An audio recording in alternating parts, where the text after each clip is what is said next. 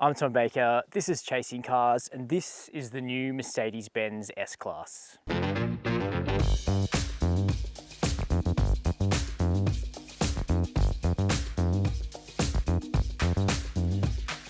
Over many generations, the Mercedes-Benz S-Class has become storied for its reputation of being the best car in the world. Earned or unearned, the S-Class, the Sonderklasse, the top specification Mercedes-Benz has a reputation that precedes it. So the arrival of any new generation, in this case the W223 generation of S-Class, is a significant moment for the automotive industry generally, not just for Mercedes-Benz or for the well-heeled people that can afford to own a car like this. Typically, the launch of a new S-Class has meant the introduction of a fleet of technologies which filter down the Mercedes-Benz range and also end up in the products of many other manufacturers as well.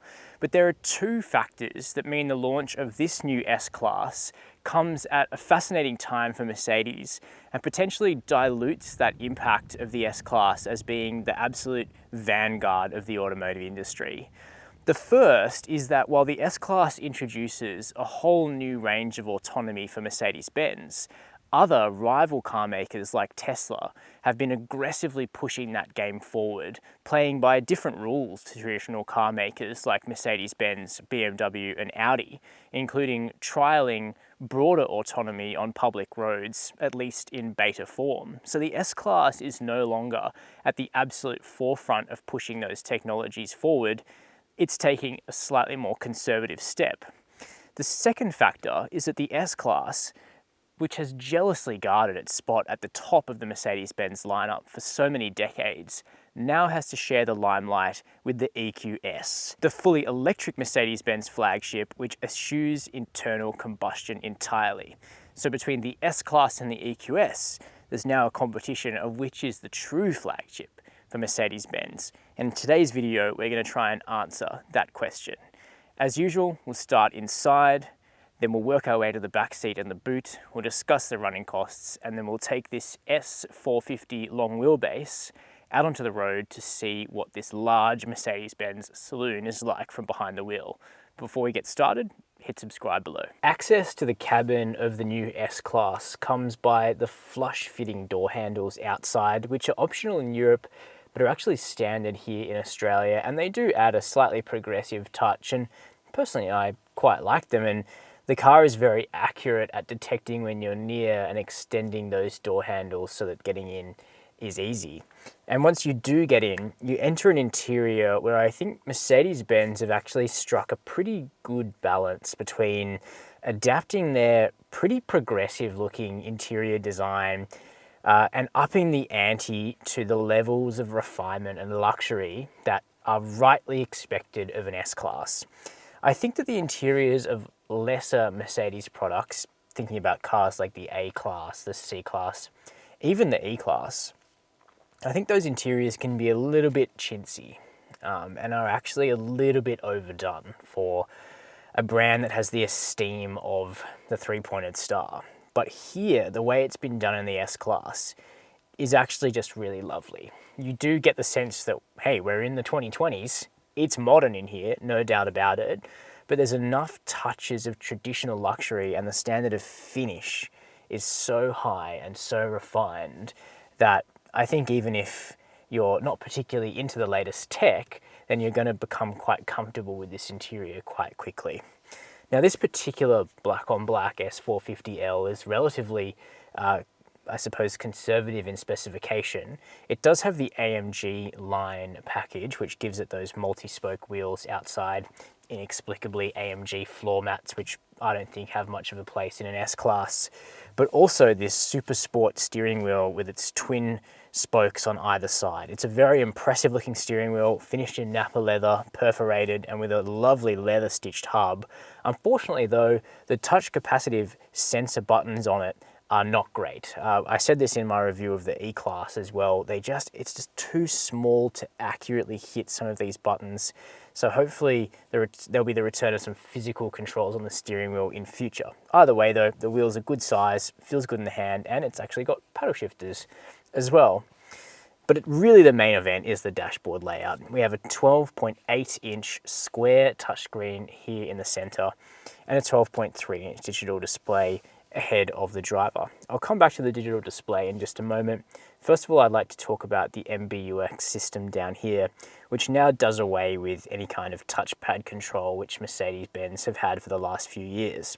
Instead, the system itself is purely touch-driven on the slate, and thankfully it's bright, crisp, and really responsive and relatively easy to use, particularly because Mercedes have now joined BMW and Audi in having wireless Apple CarPlay as standard, and that works really well. And as you can see, you get a massive layout for CarPlay here. Works absolutely tremendously. The climate always stays on the screen, so it's easy to change the temperature and the fan speed, and just like Mercedes-Benz's have had for decades, there's additional controls up here on the door for the fully electric seats, the heating, the cooling, memory and control for the passenger seat as well from here on the driver's side if you want to do that. Now, speaking of the seats, these are actually the entry-level seat for an S-Class.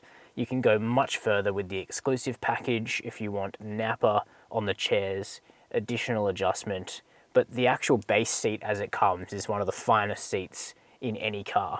Attractively trimmed with these sort of lateral lines that run through.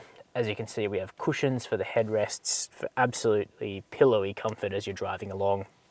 And there is heaps of adjustment in them, both on the door and through the steering wheel and through the touchscreen, so you can inflate the bolsters.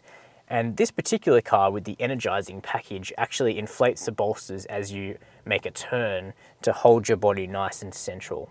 There's also a variety of massage programs, some of which interact with the seat heating, which feels pretty convincing on a long drive. The 710 watt Burmester stereo is also beautifully balanced, more balanced than a similar system in recent AMGs that I've driven, which is far too bass heavy. It's clearer here in the S-Class. And the driving position is pretty good too. You sit a little higher than in something like a 7 Series, but you have this beautiful view over the long bonnet to the three-pointed star sitting right there in your line of sight. The S-Class is now the only Mercedes-Benz that you can buy in Australia with a bonnet star. And in my opinion, it's something Mercedes should never have dispensed with on the E-Class. It's a fundamental part of being a large luxury sedan for Mercedes. The grille star just doesn't do it as much for me. That's a personal touch or a personal taste. Obviously, most people disagree, or Mercedes wouldn't have moved away from it. But you can, of course, tell me your opinion down below. So that's the front of the S-Class. Let's talk about the rear seat. The long wheelbase version of the S-Class is really all about backseat comfort. The rear seat is still big and spacious on the short wheelbase version, but here on the long wheelbase, as you can see, even behind my own driving position, I've got acres of legroom. And to be honest with you, like, no hyperbole about it. You know, I drive so many cars, so this car doesn't shock me driving it. But when you sit back here, you get into this seat, you just exhale because it is so comfortable. That's what this car is about, making the person sitting in the back just relax after the end of a long day. I mean, it's nice work if you can get it, that's for sure. But the point is the car has a certain mission and it's good at fulfilling that mission. Now, just like at the front, we've got controls here on the door for the rear seat, and we can really recline quite far. And we have the pillow situation going on, and the seat base or the squab is angled up, and your legs just feel supported. And honestly, you are ready to go to sleep back here. You know, for a purpose like driving from Sydney to Canberra, for example, I would much rather ride in the back of this S-Class than purchase a business class ticket on a Qantas 737 or something. This is far more sumptuous, even if you might be sitting here for a touch longer.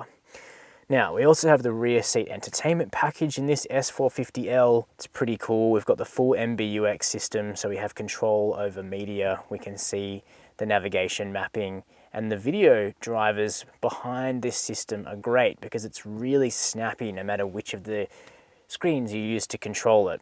We also have a tablet down here which can control the screens, but it's also a Samsung tablet in its own right, so you can use it to browse the internet and whatnot, and it charges when it's in its cradle. Underneath the armrest, we have wireless smartphone charging, USB-C charging as well if you actually want to charge your phone quickly. We've got temperature and fan controls down here in the center console too. We can put this armrest away and convert it into a fifth seat. Not a particularly comfortable one though. You definitely want to be sitting in the outboard of the Mercedes-Benz S-Class. There are, of course, ISOFIX points as well for very privileged babies, and a double sunroof in this car to let a bit of natural light in. But you do have to pay more if you want things like sun blinds in the rear doors, and you need to do that going to the exclusive package, which lifts the level of finish in this car even further. But I think as it comes, there'll be few people who are disappointed by the backseat of an S-Class. Here around the back of the new S-Class, the design is pretty conservative, to be honest. Definitely more conservative than other relatively recent S-Classes like the W223, which is probably my personal favorite of the last couple of decades, but it's handsome, it's conventional, and it has a power tailgate, which opens up to reveal a good amount of space, no matter if you plan to run an S-Class as a fleet vehicle, or if this is literally just somewhere you're going to put your golf clubs. There's 550 litres of space. There is a bit of intrusion around the wheel arch area, but as you can see, no trouble getting the 3 Chasing Cars suitcases into this boot. There's a netted area off to the right-hand side, an attractive chrome finisher here, controls to lock the car or just to close the boot. And our final step before we take the S-Class onto the road will be to discuss running costs. Running a large luxury vehicle like the Mercedes-Benz S-Class is rarely a cheap exercise, but in comparison to something even more exotic like a Bentley Continental or a Maserati Quattroporte, it certainly is on the more affordable side of the ledger. Now, you can save some money by purchasing an upfront servicing pack from Mercedes-Benz at the time of purchase. And it'll set you back $5,400 for a 5-year plan. However, you do get more kilometers from that pack than you might expect, because the service intervals for this car are an impressive 25,000 kilometers or 12 months.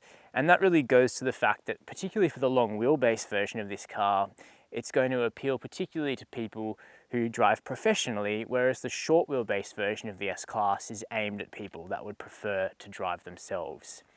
Fuel consumption from this mild hybrid straight-six petrol engine is actually quite manageable.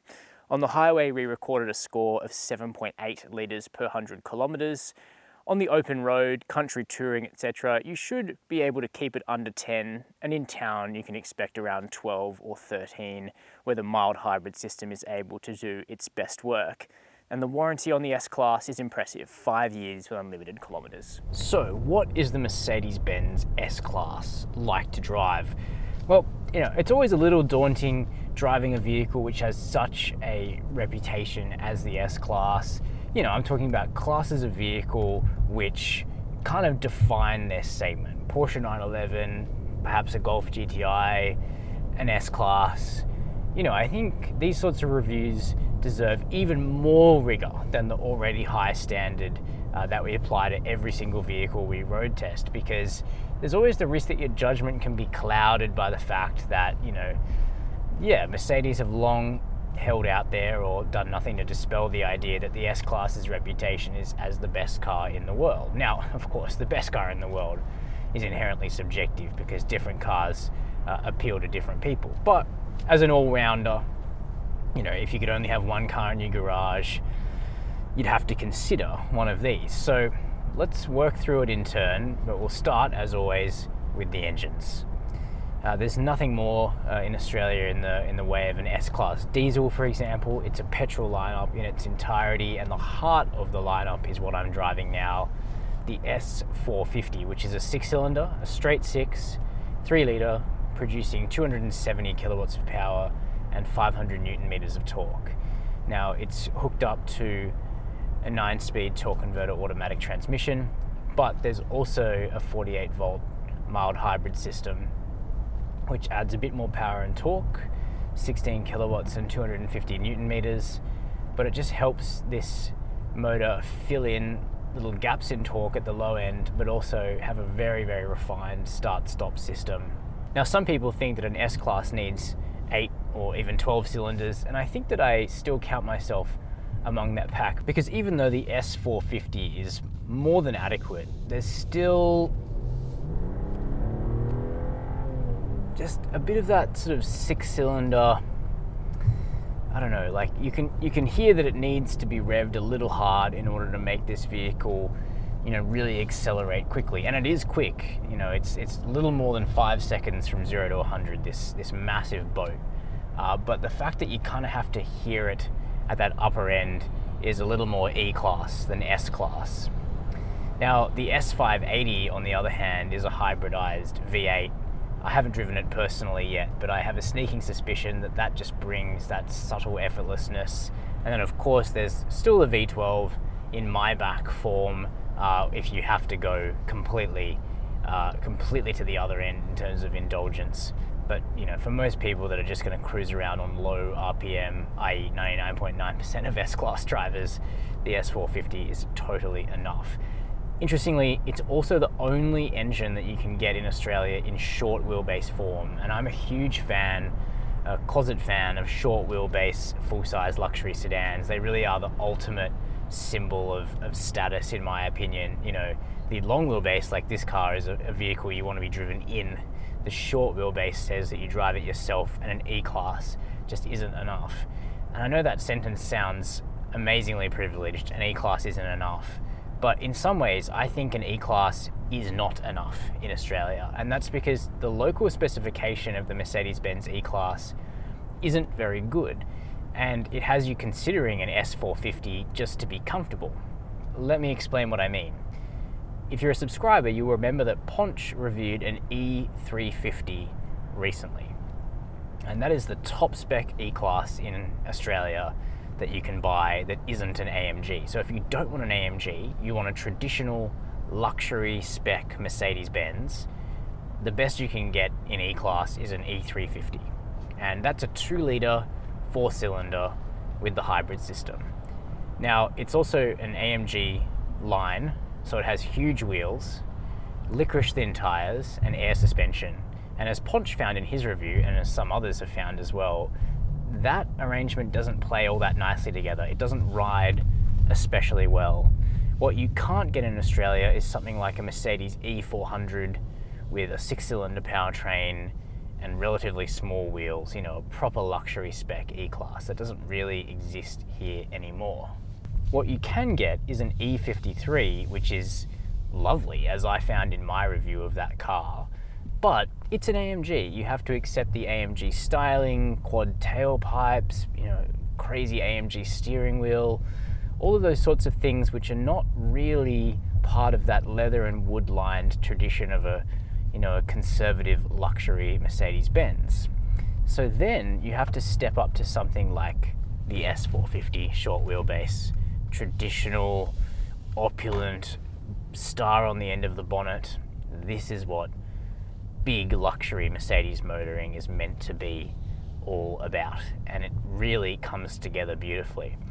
We still have 20-inch wheels.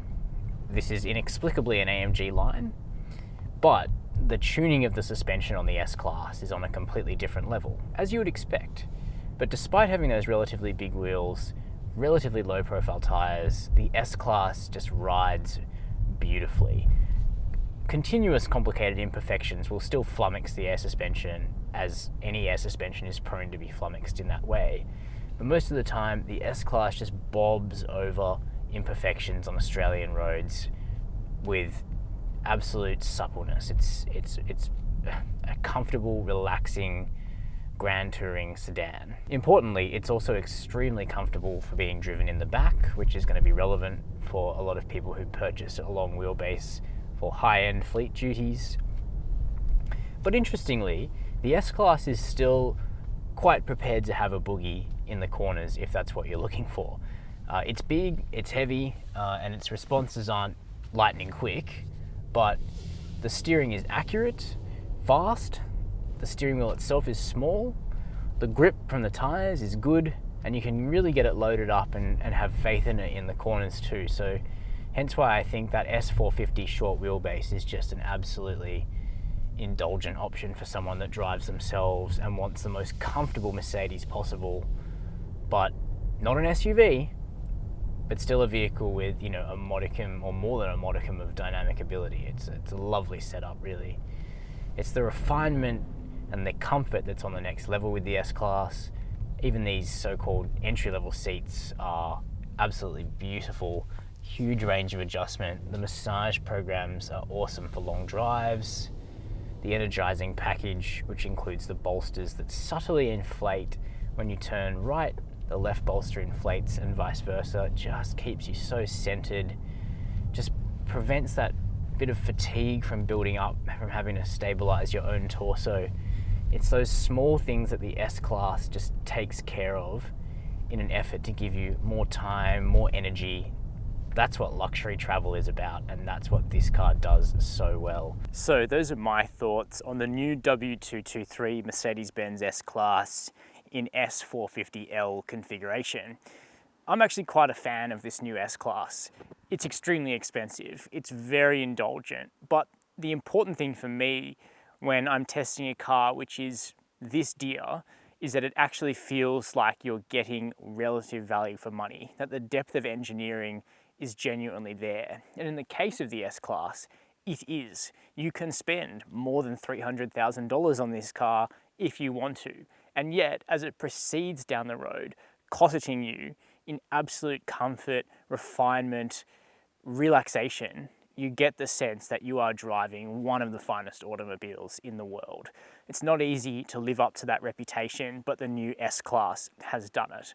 My list of complaints are relatively small. I would like to see a short wheelbase V8 offered on this car. Obviously, large displacement, 8 and 12 cylinder engines are going the way of the Dodo. But while they can still be sold here in Australia relatively easily, a short wheelbase V8 would feel like the ultimate indulgence. The straight six is certainly an impressive motor, but I'm still of the pretty old school opinion that an S-Class deserves at least 8 cylinders. You can let me know what you think down below the video. While you're there, make sure to hit subscribe and the notification bell. And as always, thanks for watching Chasing Cars.